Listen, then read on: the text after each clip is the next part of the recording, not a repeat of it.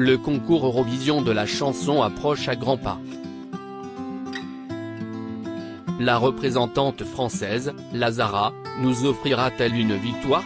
Date de diffusion des demi-finales et de la finale, ville hôte, chansons des différents pays, favoris des bookmakers. Ce qu'il faut savoir sur l'édition 2023, CIST à découvrir ici. A-t-on des chansons de victoire? CIST la question qui se pose juste avant l'organisation de la 67e édition du concours Eurovision de la chanson.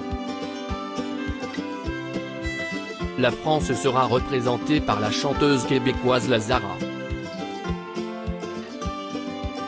Il y a un an, la diffusion de la finale commentée par Stéphane Bern et Laurence Boccolini avait attiré 3,18 millions de téléspectateurs, un score en baisse de plus de 2 millions de personnes par rapport à l'année précédente. Qu'en sera-t-il en mai 2023 et quelles sont toutes les informations à connaître sur cette édition du concours? Télé Loisirs répond à toutes vos questions. Où se passe l'Eurovision 2023? Parce que le concours ne pouvait pas se tenir en Ukraine en raison de la situation géopolitique, il a été annoncé le 25 juillet 2022 que le Royaume-Uni organiserait la 67e édition de l'Eurovision. CIST la 9e fois que le pays accueille la compétition. Un mois plus tard, les candidatures de cette ville ont été retenues: Birmingham, Glasgow, Leeds, Liverpool, Manchester, Newcastle et Sheffield. Finalement, le 7 octobre 2022, l'Union européenne de radio-télévision et la BBC annoncent que le concours se tiendra à la Liverpool Arena de Liverpool. Eurovision 2023, quand l'émission sera-t-elle diffusée?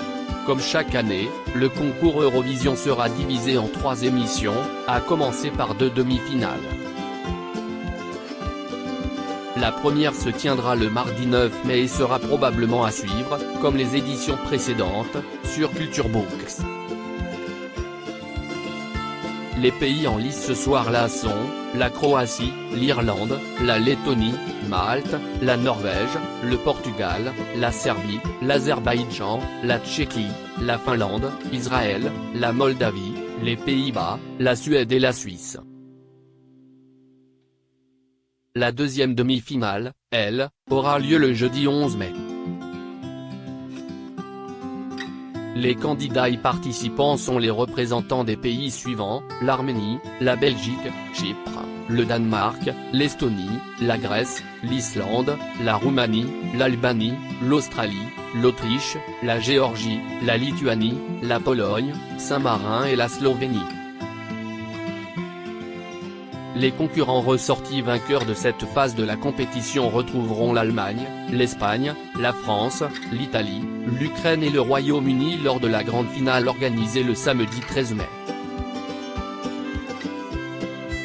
Qui va représenter la France à l'Eurovision 2023? Dans le cadre de la 67e édition de l'Eurovision, la délégation française est représentée par Lazara. Cette chanteuse québécoise, dont le véritable nom est Fatima Zahra, entretient le mystère autour de son identité puisqu'on ne connaît pas, par exemple, sa date de naissance. Son destin change lors d'une soirée où elle fait la rencontre du producteur Benny Adam qui l'invite en studio dès le lendemain. Elle enregistre alors Printemps Blanc, en 2016, un morceau en collaboration avec le rappeur Niro. Elle ajoute ensuite plusieurs vidéos à sa chaîne YouTube mais, en France, elle connaît le succès avec Tu t'en iras, titre aux 20 millions de vues sorti au printemps 2021. Cette année-là, elle sort Traîtrise, son premier album. Un an plus tard, elle apparaît sur le disque Chronique d'un Cupidon de Slimane, sur lequel elle chante Les Amants de la Colline en duo avec l'artiste. Le 12 janvier 2023, sa participation au concours Eurovision de la chanson 2023 est officialisée par France Télévisions. Musique Eurovision 2023, quelle chanson la Zara va-t-elle chanter? Le 18 février, dans 20h30 le dimanche sur France 2, la Zara a dévoilé le clip officiel de Évidemment, la chanson avec laquelle elle représente les couleurs de la France.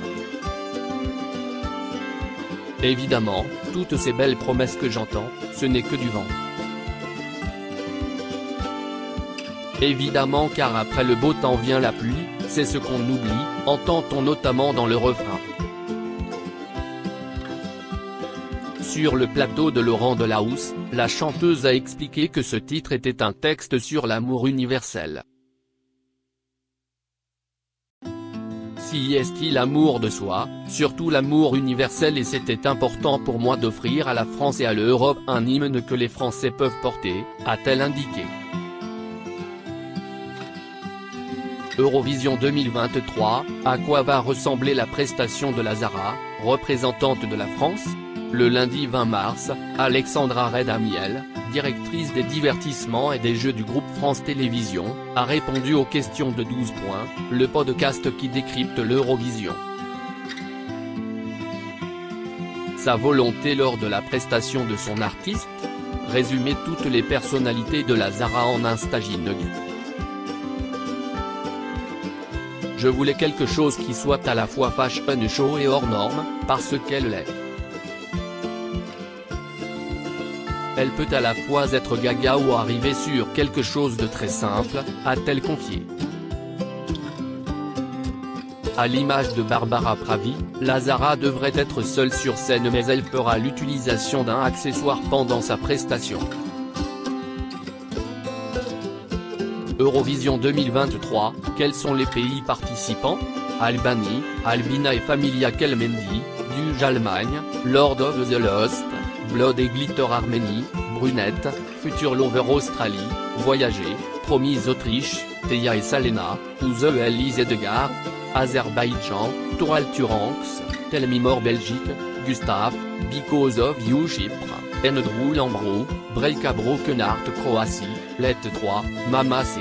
Danemark, Reilly, Breaky My Heart Espagne, Blanca Paloma, Yeye Estonie, Alika, Bridges Finlande, Caria, Cha France, la Zara, évidemment Géorgie, Hiro, Echo Grèce, Victor Vernico, What They Say Irlande, Widius, We Are One Islande, Dilia, Pour Israël, Noah Kirel, Unicorn Italie, Marco Mengoni, Duvit Lettonie, Sudden Lights, Eya Lituanie, Monica Linkit, Stay Malte, The Busky, Dance, Aerowond Party, Moldavie, Pacha Parfeni, Soarel Silauna Norvège, Alessandra, Queen of Kings Pays-Bas, Nia Nicolai et Dion Cooper, Bernie Daylight Pologne, Blanca, Solo Portugal, Mimika, Ekoras 1 République Tchèque, Viesena, My Sister's Crown Roumanie, Théodore Andrei, D.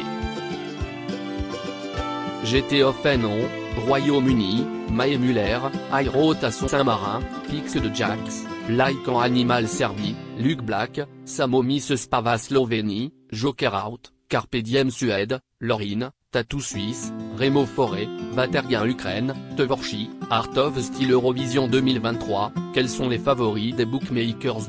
À l'heure actuelle, si est-il la Suède qui semble partir avec une longueur d'avance pour la victoire si l'on en croit les pronostics des bookmakers. Lorine fait la course en tête avec Tatou devant la Finlande et l'Ukraine. Dans les autres favoris, on retrouve régulièrement la Norvège, Israël, le Royaume-Uni ou encore la France qui pourrait décrocher un top 10. Eurovision 2022, qui a gagné le concours l'année dernière? À la fin de la 66e édition de l'Eurovision, l'Ukraine a remporté le concours avec un énorme score de 631 points, dont 439 via le vote du public, un record absolu. Sans vouloir remettre en cause la qualité artistique de leurs chansons, il est assez clair que le groupe Kalush Orchestra a bénéficié d'un vote de soutien pour leur chanson Stefania, moins de 3 mois après le début de l'offensive russe opérée par Vladimir Poutine en Ukraine. Le Royaume-Uni, lui, est arrivé en deuxième position du classement avec 466 points. Eurovision 2023, à quelle place a terminé la France l'année dernière? L'édition 2022 n'a pas été un bon cru pour la France. Représenté par le groupe breton Alvan et Aez et leur chanson Fulène, le pays s'est classé à la 24e place du classement, soit l'avant-dernière position. Au total, les chanteurs s'étaient vus attribuer 17 points par les jurys nationaux et le public. On est fiers d'avoir accompli ce qu'on voulait faire, expliquait Alvan le soir de la finale à Télé Loisirs. On l'a fait et on l'a incarné avec le cœur. On prend un peu de recul, si est cool d'avoir vécu cette expérience, on a été soutenu, on a eu plein de messages, on a travaillé la prestation. Charge à la chanteuse québécoise de faire mieux cette année à l'Eurovision. À lire aussi Je n'étais pas prête, Lazara, la représentante de la France à l'Eurovision 2023 avait déjà été contactée pour participer au concours.